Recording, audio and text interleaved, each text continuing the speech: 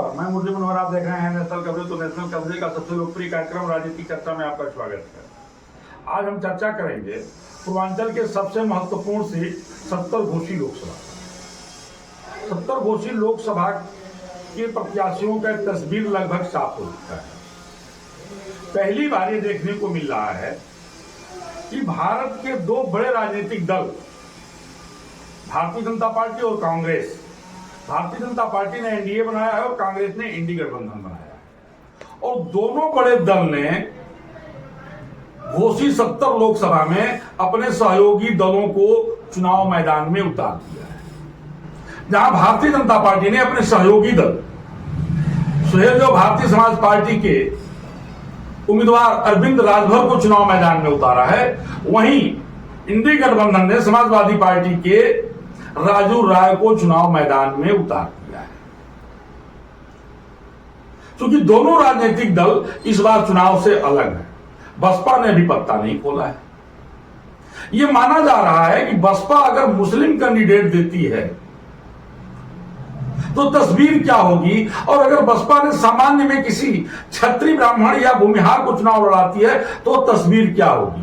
लेकिन बसपा ने अभी जो है अपना पत्ता खोला नहीं। तो आज हम चर्चा करेंगे अरविंद राजभर बनाम राजू राय। हमारे साथ जो स्टूडियो में हैं, हमारे जो खास मेहमान हैं, वो भारतीय जनता पार्टी के मंडल उपाध्यक्ष और वरिष्ठ नेता तूफान सिंह निकुंभ जी हैं। आपका नेशनल कवरेज में बहुत बहुत स्वागत है। धन्यवाद भाई सर। दूसरे हमारे जो खास मेहमान हैं वो कई अखबारों के संपादक और एबीपी न्यूज के ब्यूरो चीफ मऊ प्रवीण राय जी, जो एक अच्छे और बड़े जो है राजनीतिक विश्लेषक हैं। हम आपका भी नेशनल कवरेज में बहुत बहुत स्वागत करते हैं। सबसे पहले हम चर्चा शुरू करते हैं प्रवीण जी से। प्रवीण जी, लगभग जो है दोनों बड़े राजनीतिक दलों ने जो है प्रत्याशियों के नाम की घोषणा कर दी है। एक तरफ जो है राजू राय जी चुनाव मैदान में आ गए हैं और दूसरे तरफ जो है अरविंद राजभर जी चुनाव मैदान में आ गए हैं। और दोनों राजनीतिक दल इस बार चुनाव में नहीं है, वो अपने जो है सहयोगी दलों को चुनाव मैदान में उतार दिया है। लगभग 20,66,000 मतदाता जो है इस बार भाग लेंगे घोषी लोकसभा में। 11 लाख पुरुष और 9 लाख समथिंग जो है महिला मतदाता हैं। 28,000 18 और 19 साल के मतदाता पहली बार वोट करने के लिए जा। जनता ने जिसको नकार दिया उपचुनाव में, बीजेपी ने उसको स्वीकार कर दिया, एमएलसी बनाया और मंत्री भी बना दिया। तो आपको क्या लगता है कि इसका जो है लाभ अरविंद राजभर को मिलेगा? ये आपने जो विषय चुना है जी, यहाँ विषय आपने चुना राजीव राय बनाओ अरविंद राजभर जी। वास्तव में अगर यह आपका विषय अंत तक रहा, विषय यही अंत तक है। नहीं, अगर यह विषय आपका नहीं, आपके चैनल का नहीं जी, जनता का यह विषय अगर अंत तक रहा जी, तो तस्वीर अब से ही क्लियर दिख रही है जी। अगर यह विषय इंडिया बनाम एनडीए रहता जी तो तस्वीर कुछ और रहती जी। लेकिन आपने विषय ही रखा, और शायद यह आपका व्यक्तिगत विषय इसलिए नहीं हो सकता, आपके चैनल का विषय नहीं हो सकता, क्योंकि ये आप पब्लिक का विषय हो गया है जी। चूंकि पब्लिक जो बोलती है जी, पत्रकार समथिंग उसके आसपास वही बोलता है जी। पक्षपात करे या न करे पत्रकार का ये तो लोकतंत्र है, एक लोकतंत्र है। लेकिन मैक्सिमम मैंने एक बड़े नेता का पास बैठा, एक व्यक्तिगत रूप से बात हो रही थी, तो उन्होंने कहा, बड़े लीडर की बात थी, उन्होंने कहा कि देखिए ऐसा है कि भले चाहे कोई कुछ भी कह ले, लेकिन मीडिया की बात को इसलिए ध्यान देना जरूरी होता है कि कहीं ना कहीं वो जनता की आवाज होते हैं और यथार्थ के बहुत करीब होते हैं। वो एक अलग विषय हो जाती है कि भाई हम किस तरफ झुकाव हमारा है, किस तरफ नहीं है। जहां तक आप सवाल कर रहे हैं अरविंद राजभर की और राजीव राय की, ये 2 पर्सन की आप बात जी, दो पार्टियां यहाँ नहीं है जी जी। अब इन 2 पर्सन में राजीव राय का जहां तक सवाल है, 2014 के लोकसभा में चुनाव लड़े थे जी, और वो चुनाव हार गए थे। चुनाव हारने के बाद लगातार वो क्षेत्र में बने रहे, किसी पद पे न रहते हुए भी लगातार क्षेत्र में बने रहे। वहीं रहा सवाल इनका अरविंद राजभर का। तो अरविंद राजभर देखिए, चूंकि 2 बार चुनाव पिछला हार भी चुके हैं, विधानसभा लोकसभा हार भी चुके हैं, और रहा सवाल जो सबसे बड़ी बात है, जो मैं एकदम पब्लिकली बात कर रहा हूं जी जी जी, कि ओम प्रकाश राजभर की जो भाषा, कई मैंने खुद इंटरव्यू लिया जिसमें एक भारतीय जनता पार्टी कह लीजिए या आम पब्लिक कह लीजिए जी उनकी भी यह बात थी कि वो उनके जो भी रहता है वो बोल देता है। तो इसका जो रिएक्शन होता है ना, देखिए बोली और भाषा का बहुत इफेक्ट पड़ता है। जी भाई पार्टियां किसकी सरकार बननी है, क्या माहौल चल रहा है देश में, ये सब लोग जान रहे हैं, हम भी जान रहे हैं और आप भी जान रहे हैं। जी, जी। लेकिन अगर व्यक्ति विशेष और पर्सन पे अगर आपकी बात सही हुई और वोट हुआ तो निश्चित रूप से इसका लाभ राजीव राय को मिलना है। तूफान जी भाषा का शब्द आ रहा है कि ओम प्रकाश राजभर का जो भाषा है वो बहुत बिगड़ेल भाषा है, और बिगड़ेल भाषा की वजह से बीजेपी के सहयोगी दल ओम प्रकाश इस संकट में बीजेपी को डाल सकते हैं। पहले तो आप सभी को होली की हार्दिक शुभकामनाएं। मेरे मित्र ने कहा कि भाषा के मामले में दोनों प्रत्याशी किसी से कम नहीं है। अगर ओम प्रकाश राजभर की बिगड़ेल भाषा है तो राजीव राय भी कम नहीं है उस भाषा में। नहीं हम आपको हम आपको एक मिनट रोकेंगे। एक सेकंड भाई साहब, जो प्रत्याशी अरविंद राजभर है वो एनडीए के प्रत्याशी है जी, और एनडीए के मुखिया उत्तर प्रदेश के मुख्यमंत्री योगी आदित्यनाथ जी हैं जी। 2017 के चुनाव योगी आदित्यनाथ दो आप हैं, तो यह जनता को बताना पड़ेगा आज के चुनाव में कि योगी आदित्यनाथ के दूसरे बाप कौन है, वो भी तो जनता पूछेगी। अगर तो देखा जाएगा तो दो के बाढ़ सबके पास है और सब दोनों प्रत्याशियों ने अपने शब्दों को पता किया है। लेकिन ओम प्रकाश राजभर राष्ट्रीय अध्यक्ष हैं और जिस तरह से वो जब बीजेपी के साथ थे तो अखिलेश जी को गाली दिया, जब अखिलेश जी के साथ थे तो बीजेपी के बड़े नेता अमित शाह को गुजरात भेज रहे थे, नरेंद्र मोदी जी को गुजरात भेज रहे थे, इनको मठ में भेज रहे थे, और जब बीजेपी के साथ आ गए तो सारी चीजों को लोग भूल पाएंगे क्या? बीजेपी के कार्यकर्ता इसको भूल पाएंगे क्या? देखिए, ये चुनाव के समय की जो भी घटनाएं आप बता रहे हैं ये चुनाव के समय का है, और उसको विरोध के लोग जो भी विरोधी दल है यहाँ पे उसको एक कॉन्ट्रैक्ट की तरह यूज कर रहे हैं आज के चुनाव में। तो यदि उसको यूज किया जाएगा तो फिर जो राजीव राय ने बोला था 2017 में कि योगी आदित्यनाथ के दो बाप हैं, वो भी तो आएगा मार्केट में। नहीं बात तो उसको भी तो पूछा जाएगा, उसको भी तो सत्यापित करना पड़ेगा राजीव राय को, या जवाब उनको भी देना पड़ेगा। है और कई अखबारों के आप संपादक भी हैं, और सबसे बड़ी बात यह है कि आप पूर्वांचल के जाने माने जो है राजनीतिक विश्लेषक भी हैं। जो तूफान जी ने आरोप लगाया है कि राजीव राय ने भी इस तरह की बयानबाजी किया हुआ है। देखिए, मैं किसी का ये नहीं कह सकता कि अगर ऐसा उन्होंने बयानबाजी किया है तो मैं उसका कभी समर्थन नहीं कर सकता।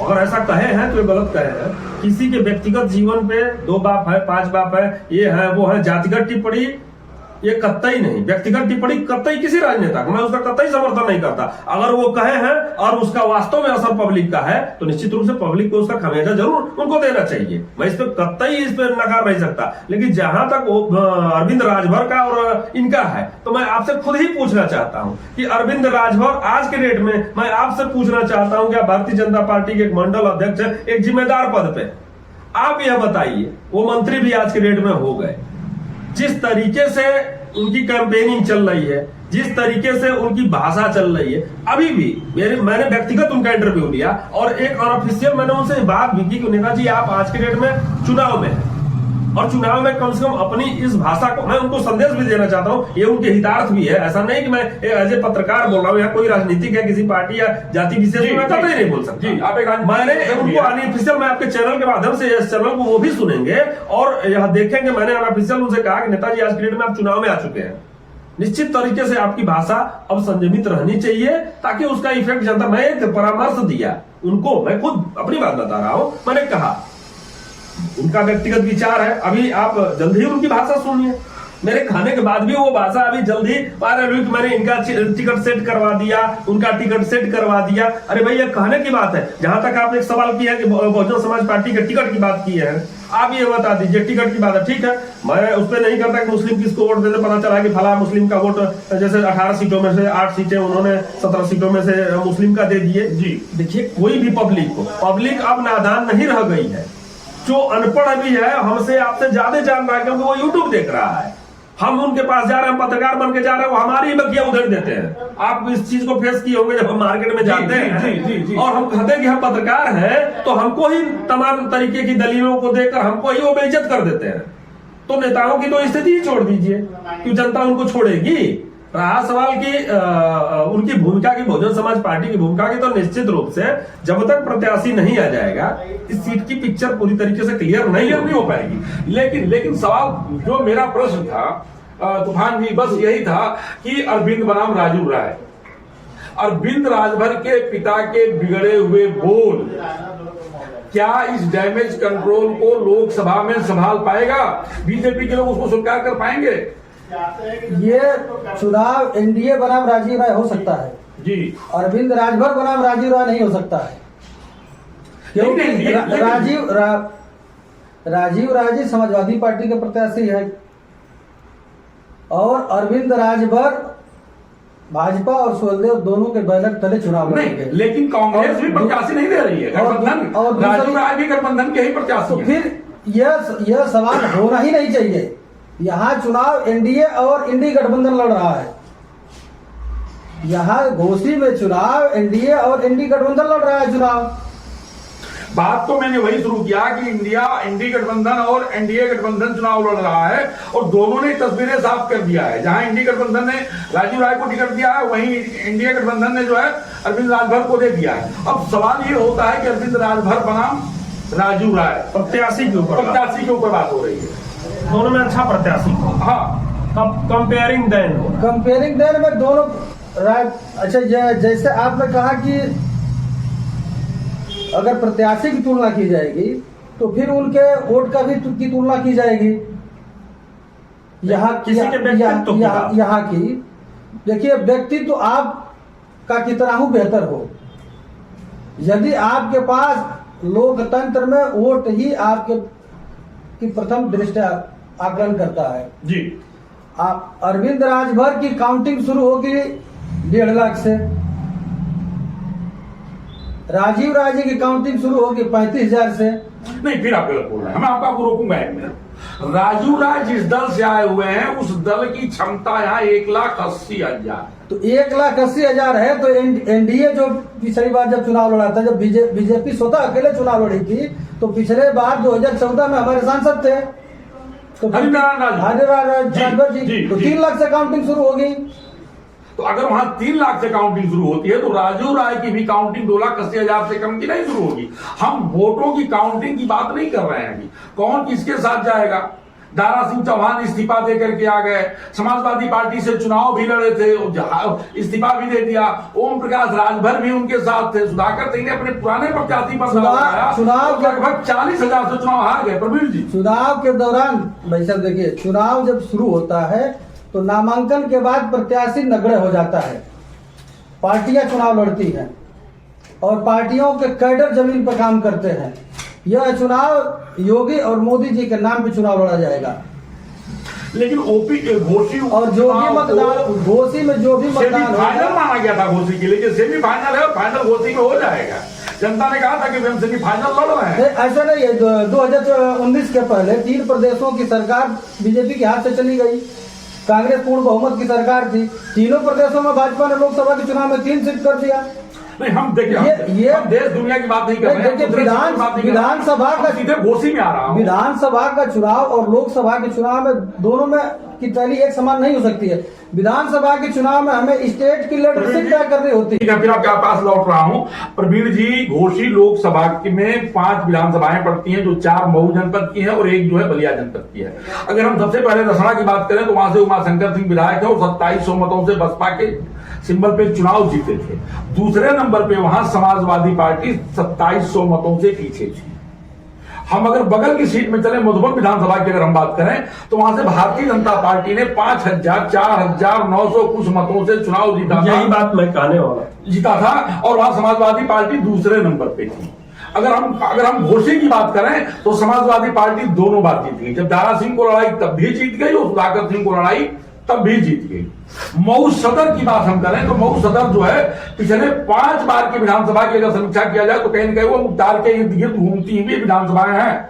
मुख्तार सांसद विधायक हुए, उनका बेटा विधायक हो गया, चाहे जिस दल का भी वो टिकट पे चुनाव लड़ा हो, इसका कोई बहुत मतलब नहीं रखता है। मोहम्मदाबाद में अगर हम चलते हैं तो मोहम्मदाबाद में भी समाजवादी पार्टी जो है वहां चुनाव जीती थी तो आपको कैसे लगता है कि अगर हम 5 विधानसभा में, एक विधानसभा में सिर्फ हमारे विधायक हैं और 4 विधानसभाओं में हमारे विधायक नहीं है, तो इतने बड़े रण को कैसे जीता जा सकता है? देखिए उस समय भी उत्तर प्रदेश में बहुमत की सरकार बनी जी, और सारा पश्चिम उत्तर प्रदेश भारतीय जनता पार्टी के खाते में गया।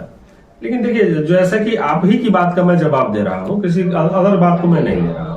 जैसे आपने कहा कि यहाँ पे व्यक्ति निगण है जी, यहाँ पे जिसके पास जिस का वोट ज्यादा रहेगा, माने आप सीधे सीधे जातिगत बात पे आप आ गए कि जिस जाति का, जिस वर्ग का वोट ज्यादा रहेगा वो चुनाव जीतेगा, व्यक्ति से कोई मतलब नहीं। तो खास तौर से आपकी बात में बहुत ज्यादा सच्चाई भी है। देखिए घोषित तो इसका उदाहरण है कि भाई कोई कहीं से किसी प्रकार से टिकट लेकर यहाँ चला आता है और चुनाव जीतकर चला जाता है। आपकी बात में बहुत दम है, मैं उसका समर्थन करता हूँ, लेकिन तो घोषित वो बात वही मुस्लिम और दलित है। यही बात मैं आ रहा था कि जैसे आप आकलन करिए, जो हम बात हो रही है, अगर बात इधर करते हैं तो प्रत्याशी की बात रहा, सवाल बात अगर करते हैं वोट बैंक की, तो वोट बैंक का दोनों कम में देखिए भारतीय जनता पार्टी के पास निश्चित रूप से यादव और मुस्लिम छोड़ दिया जाए तो सारे वोटर वो अपने गिनते हैं कि सारे हमारे वोट जो है जी वो भाजपा के हैं। ये जाहिर सी बात है, यही माहौल भी चल रहा है देश और प्रदेश में जहां इनका क्षेत्र है। लेकिन देखिए आजमगढ़, मऊ, बलिया और गाजीपुर और बगल का अम्बेडकर नगर का कुछ हिस्सा, चूंकि उधर जोगी जी काफी कुछ संभाल लिए हैं अपने हिस्से को, और ऐसा फैक्टर चूंकि जोगी जी का फैक्टर डेवलपमेंट और मुख्यमंत्री दिए हैं तो चलता है। इधर बनारस का उधर का हिस्सा जो है प्रधानमंत्री के, ये जो बीच का पोर्शन है, बीच का पोर्शन ये नहीं कि उनका फैक्टर नहीं चलता है, सारी चीजें होती हैं। यहाँ पे आज के डेट में घोषित देखा जाए तो 3 मंत्री हो गए, बड़े 3 मंत्री हो गए जी। AK शर्मा जी हो गए, इतने बड़े मंत्रालय, 28% बजट है उनका उत्तर प्रदेश सरकार का पूरे। यही देख लीजिए आप पंचायती राज मंत्री ये खुद हो गए, दारा सिंह चौहान भी मंत्री बनकर आ गए, मंत्री इससे ज्यादा और क्या यहाँ के लोगों को चाहिए। लेकिन देखिए एक मिनट, हम हमारी बात पूरी कर लीजिए। बात अगर जातिगत होती है, बात अगर जातिगत होगी तो निश्चित रूप से अगर जब से यह चुनाव शुरू हुआ, अगर 1987 से अगर आप ले लीजिए और आज तक, तो निश्चित रूप से यहाँ की जो जातिगत सिचुएशन है वो कम्युनिस्ट क्या बात कम्युनिस्ट क्या था जरूरी है, कम्युनिस्ट के पीछे, कांग्रेस के पीछे, फिर समता जो भी आया तो ये उस मतलब यह अगेंस्ट भाजपा के इर्द गिर्द ये घूमती रही। एक बार हरिनारायण राजभर चुनाव जीत गए, निश्चित रूप से चुनाव जीत गए, लेकिन दूसरी बार रिपीट नहीं कर पाए वो। अगर हम पिछला अब यहाँ पे विधानसभा की बात पूरी दूसरी बार भाई साहब देखिए, दूसरी बार भी हरिनारायण राजभर जी 2014 के मुकाबले 1.25 लाख अधिक वोट पाए। सपा, समाजवादी पार्टी और बसपा के गठबंधन के कारण वो चुनाव हारे। तो इसका मतलब तो यह भी कहा जा सकता है घोषी में आप बसपा प्रत्याशी नहीं जीता इसलिए आप हार गए। इस बार समाजवादी भाई आपको अपने दल पे भरोसा नहीं है क्या? नहीं, हम अपने वोटरों पे भरोसा नहीं है। हम 4.25 लाख उस बार भी वोट पाए थे। ठीक है, आप पाए, ठीक है, आप अपने वोटों की गिनती करेंगे कि बहुजन समाज पार्टी के वोट की गिनती करेंगे? हम थोड़ा सा बस ये जानकारी लेना चाहते हैं कि जब विधानसभा का चुनाव हुआ था तो ओम प्रकाश राजभर जी समाजवादी पार्टी के साथ थे। ओम प्रकाश जी का ये सही है कि अकबरपुर, आजमगढ़, बलिया, मऊ, गाजीपुर में एक जो है प्रभाव है, लेकिन लोकसभा के क्षेत्र में अगर देखा जाए तो ओम प्रकाश जी अब फिर बीजेपी के साथ आ गए हैं, तो इसका लाभ बीजेपी को कितना मिलेगा प्रवीण जी?